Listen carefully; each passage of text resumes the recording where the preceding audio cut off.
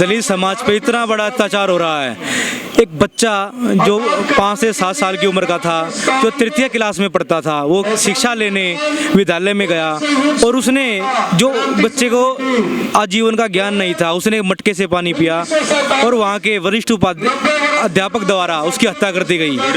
साथियों, एक बच्चे पे अपहार करना, उसको जान से मारना, ये कहाँ की सभ्यता है और ये कहाँ इनका हिंदू धर्म है और ये कहाँ का देश का सिस्टम है। तो मैं कहना चाहूँगा आपसे, उस बच्चे की जान की कीमत क्या उस मटके से ज़्यादा थी, क्या उस पानी से ज़्यादा थी?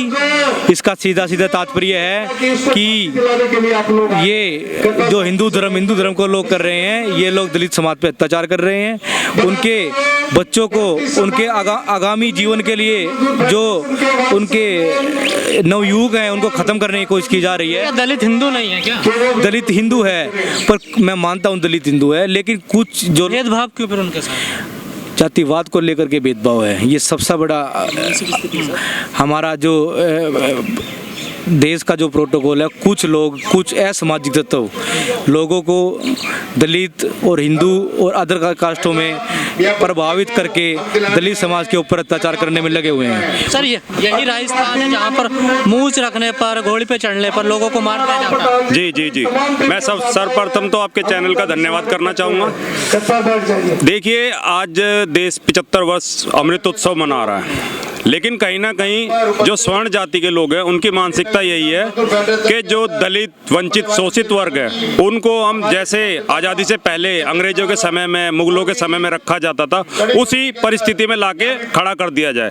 सर, मैं एक आपको बात बताना चाहूँगा। 1997 जो कि हमारे श्रम मंत्रालय की एक रिपोर्ट थी कि भारत सरकार में total 40 lakh SC ST OBC लोग काम करते थे, लेकिन आज केवल 15 लाख लोग इस सरकारी नौकरी में काम कर रहे हैं। कहीं ना कहीं इन लोगों को ये भी खटकता है कि ये लोग कैसे उच्च पदों पर आसीन हैं, कैसे इनके बच्चे पढ़ रहे हैं। ये बहुत ही एक गंभीर विषय है और इन्हीं विषयों को लेकर जो 8 तारीख को जालौर राजस्थान में एक 8 वर्षीय बालक की हत्या कर दी गई थी, दिल्ली नगर निगम मजदूर फेडरेशन उसका विरोध करने आया है और हमारे माननीय प्रधानमंत्री श्रीमान अटल बिहारी मोदी जी को ये संदेश देने आए हैं कि अगर जल्द से जल्द जितने भी इस देश में दलितों पर अत्याचार हो, अगर बंद नहीं हुए तो उसके लिए सरकार को उसका मुआवजा भुगतना पड़ेगा। मीडिया कह रहा है कि वो मीडिया कुछ दूसरा रंग देने की कोशिश कर रहा है मीडिया उस घटना। ये बिल्कुल गलत है। हम इस बात की बिल्कुल घोर निंदा करते हैं और राजस्थान सरकार से बताना चाहते हैं और माननीय प्रधानमंत्री से कहना चाहते हैं, अन्यथा उस झूठे उन भ्रष्ट लोगों को जो इस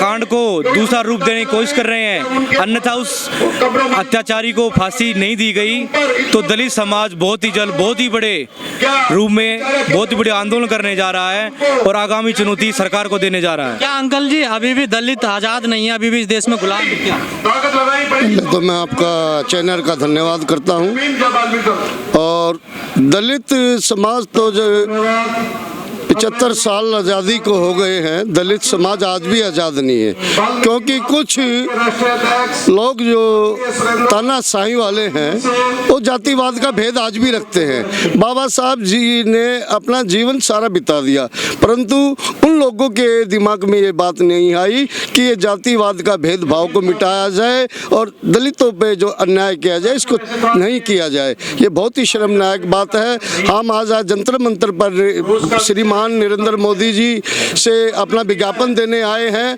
अगर उसको बच्चे की हत्या करने वाले उस टीचर को अगर फांसी की सजा नहीं दी गई तो हम पूरी दिल्ली या पूरे भारत में इस दलित के बच्चे के मरने पर पूरे फुल जोर शोर से आंदोलन करेंगे और उस सरकार को चेतावनी भी देंगे कि आप राजस्थान में देखिए, कांग्रेस सरकार है, कांग्रेस सरकार ने कभी भी ऐसा अत्याचार नहीं होने दिया। पर आज ऐसा क्यों?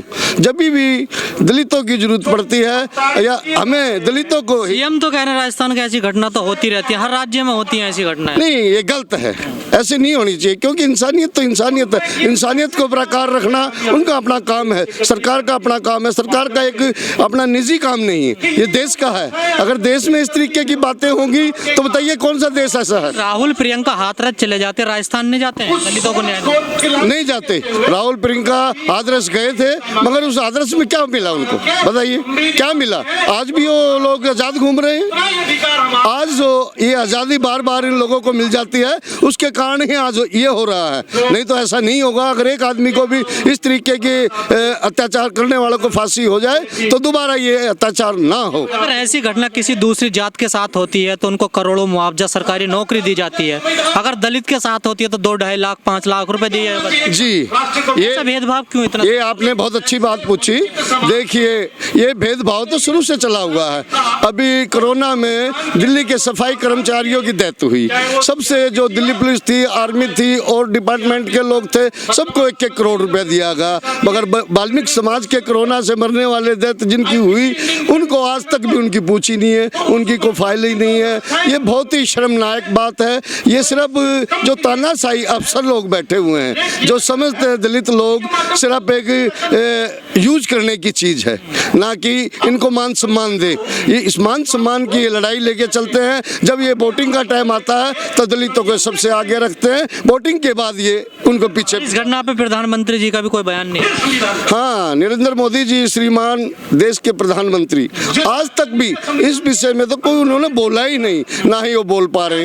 पता नहीं वो किस चीज़ की दबाव मान रहे हैं, क्या दलितों का हित नहीं चाहते। देखिए अभी उन्होंने दलितों के पैर धो के उनका मान सम्मान किया, कितनी अच्छी बात की। वैसे वाल्मीकि समाज के लिए, दलितों के लिए बहुत अच्छा बोलते हैं, फिर ऐसे समय पे क्यों नहीं बोलते? ये तो उनकी अपनी। फिर अंकल जी क्या करे, दलित कहीं पढ़ने जाए तो उसकी हत्या हो जाती है, तमाम अत्याचार हो रहे हैं देश भर में।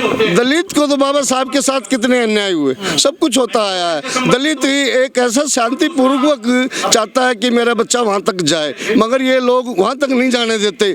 आखिर में हम जब शांति रूप से जो अपना कार्य अपने बच्चे को वहाँ तक ले जाना चाहते हैं, वहाँ तक नहीं लेना चाहते। अब कर्मचारियों के साथ भी अन्याय कर रहे हैं, तनख्वाह नहीं टाइम पे मिल रही, उनके बच्चों को रोटियां नहीं मिल रही, उनका हाउस का किराया नहीं जा रहा। बहुत ही अन्याय इन लोगों ने किया हुआ है और मैं इससे आगे कुछ नहीं बोलूँगा। जय भीम, जय वाल्मीकि।